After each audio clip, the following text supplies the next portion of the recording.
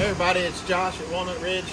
This week I wanted to show you something we run into every now and then and give you a couple tips on how to be prepared for it and then also how to take care of it. So we've had a couple issues where we had an issue with the stabilizing jacks, leveling jacks on the unit.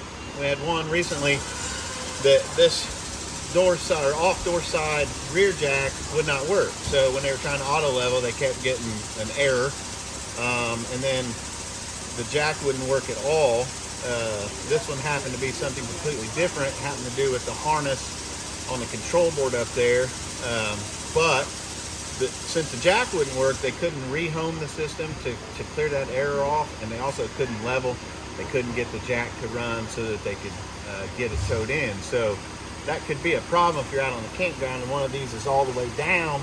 You're not going to be able to tow without doing some damage to it. So you need a couple things to be prepared for that, and then also how to take care of it. So when you're camping, I would suggest if you can go buy yourself a cordless drill. This one's an impact driver. It's a pretty decent one.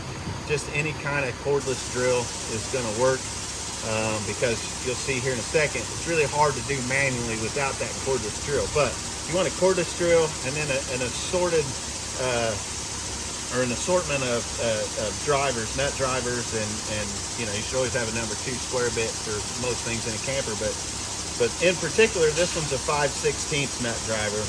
It doesn't have to be long like this. It could be a short one because we'll be able to get to it. But I want to show you, the jack's down just a little bit now, but if this was all the way down and you were having problems getting it up, you would be able to go in here and manually run this thing. If there's something wrong with the control or something wrong with the harness, maybe it's got a power issue, but we need to get this up off the ground so we can take it in and have it serviced.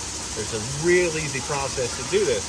Now, it's going to be located in different spots. The front jacks are going to be different than the rear ones because you have a different access to them. So in the front, they're going to be on top of the jack to where you can get in it on that front compartment somewhere. On these rear ones, I want to show you, we're going to lay it down here on the ground.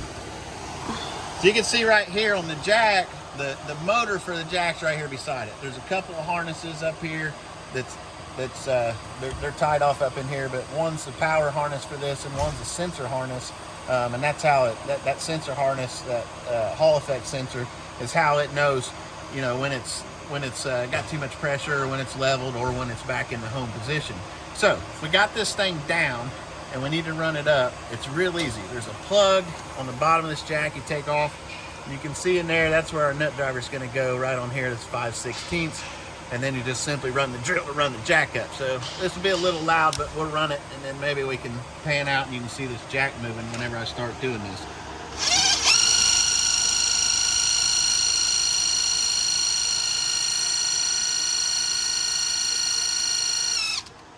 So you can see there, I've got it all the way up where it was when I started.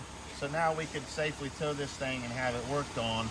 But you can see it's a very slow moving jack, and that's why you would need this drill. It's going to take a while. If this is all the way down, it would take a while. So a couple extra batteries, a good cordless drill, and an assortment of nut drivers and different bits that you can have should help you to be able to get everything put back up and out of the campground so you can to get it repaired and back out on your next camping trip. I hope this helps you. Thanks.